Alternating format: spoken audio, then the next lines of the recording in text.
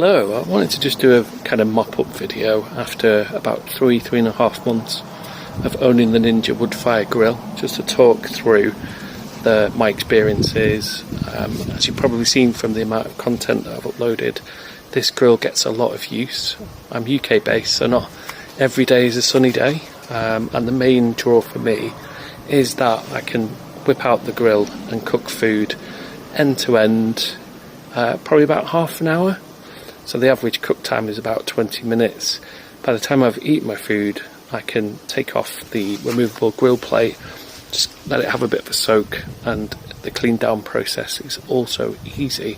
So there in a nutshell is for me the great thing about the unit, is that it's efficient and really user friendly. So in terms of the functions that you've got, everything is pretty straightforward, well labelled. So you've got a good quality dial here that takes you through your different functions, and each one of those is linked to some kind of preset. So smoker, as we would expect, is low and slow. So we're looking at, what's that one? That's 4 hours, not minutes, at 120 degrees. We then go to our grill function, which is a high temperature at 16 minutes. Air fry, we got high temperature of 240, 5 minutes, so things like chips, that kind of stuff. Roast, 180 degrees for 25 minutes. Bake comes in at 160 degrees at half an hour. Dehydrate is 6 hours at just 60 degrees, so seems a bit weird, doesn't it, to have a dehydrate function, but I believe that's for jerkies and things like that. I haven't actually given that a go yet. And then last but not least, a preheat function, so that you can reheat your food safely. I think the preheat function is the only one that doesn't link to the woodfire. And on that note, seamlessly, this is the magic button, because what we've got is we've got an electric grill or fryer, griddle pan, and the way that it gets its smoky barbecue flavour is through that button, and in particular this bit here. So we've got a hopper into which we put wooden pellets, and some of those are slightly used because, believe it or not, I only got a full cook out of those, so you can get probably 2 cooks per hopper, per full hopper. And what that's going to do is it's got a little element in there which is separate to the grill, and that's to get your smoky flavour into there. So a good use of that, in my opinion, is once your meat is cooked, then you can leave it to rest and just press the woodfire technology button, and that smoke will continue getting into that food, which is what you want for the barbecue flavour. In terms of general use, the preparation for me is the main drawing point. So with coal barbecues, a lot of preparation to get the coals up to temperature. There's then a massive clean down process afterwards. You've got to wait hours after you've eaten just to be able to clean the thing. Gas, a lot cleaner. You're still probably going to have to clean the grill, and that involves some quite abrasive scrubbing. I know I've seen people say just whack the temperature up and burn off all the excess food, but again, for me, it's more user friendly, but it does tend to be that unfortunately your barbecue is something that sits in your garden underneath a quite expensive cover and emerges from its slumber once or twice a year, whereas with this, I literally, as I said, I can get this out and 20 minutes, half an hour later, I'm eating barbecue food. In terms of the unit itself, as you'd expect from the Ninja products, it's very well made. Carry handles. You have to attach via 2 screws when you first take the unit out of the box, and it's really sturdy for carrying. Similarly, the lid handle is well made, and all the dials and buttons are sturdy. We've then got inside the grill, that's a crisper tray that comes with the unit straight out of the box. You get a serrated grill tray that's completely detachable for cleaning, and it's got a little run off there to get rid of all the bits you don't want in your food. And then underneath is an element which is supported by a fan up there at the top of the unit.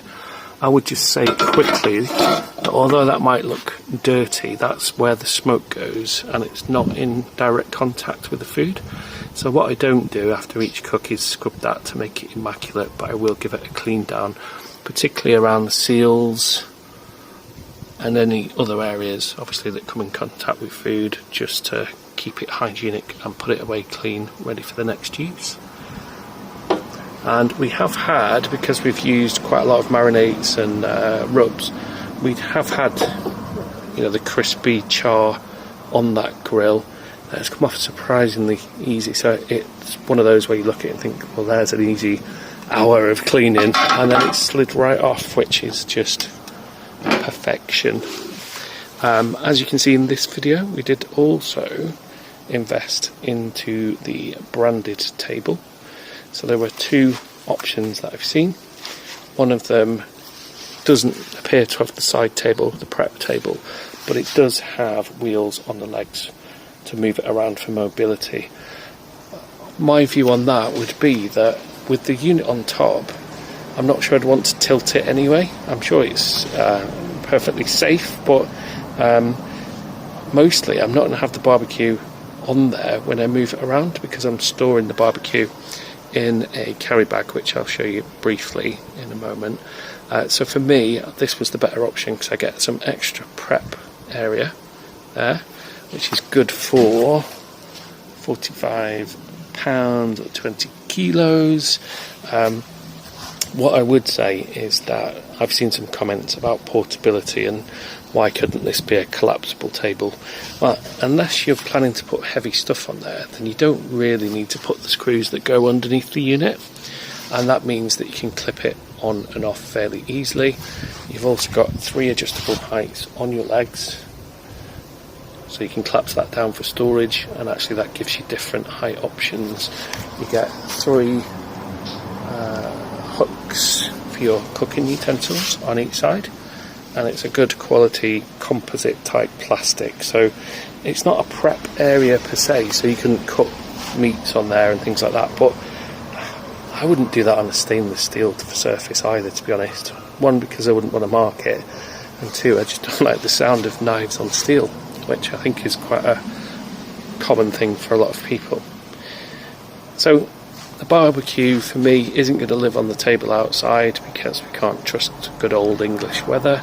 So we could get a cover for it, and I know there were some branded ones. I've also seen, I don't know whether it is for a particular week, which I won't name the brand or the company that sells them, but there was an offer where you got the wheel table and the cover with the unit for a really reasonable price, in my humble opinion. So for me, what happens is I'll just take you over here to the carry bag. So what this is rather than an actual cover to keep the grill outside, it gives a little bit of portability. It's not a branded bag, but the unit fits really well into it. We've got a front pocket here, so I've got the flat pan, if that's what it's called, the grill tray in there, which fits perfectly. There's a couple of string carry bags to put your instructions and things like that into on each side, and then the bag itself, I just open it up for you.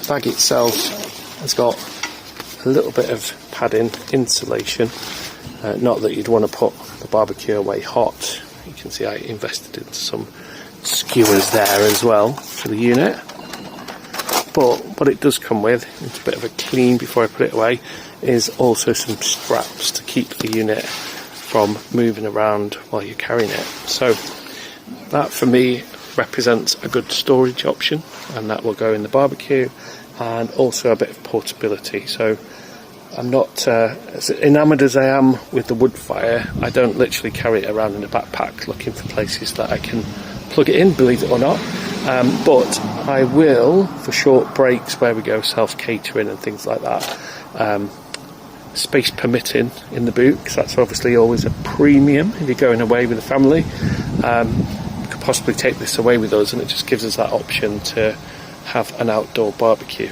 because when you go to places and you're on a site or a camp, they do tend to come at a pretty premium cost for even the disposable barbecue. So I've not done that yet. Even when I do, I will take my camera and my newly acquired gimbal, I believe it's called, so that I can capture things much better for you. Look at the smoothness of that. And I will upload the videos. So probably went on a little bit longer than I intended. It's going to be a brief kind of catch-up video. I just finished by saying, in terms of versatility, I have uploaded quite a lot of varying videos, and that's gone from pizzas all the way to a frozen shop-bought gammon that we put on the smoker.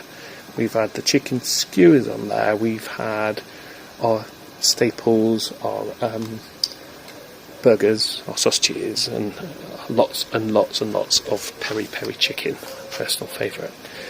So I will be, after this video, if I upload this one first, I've got this prepped for some steak cooking, so it's going to be some kind of stir fry.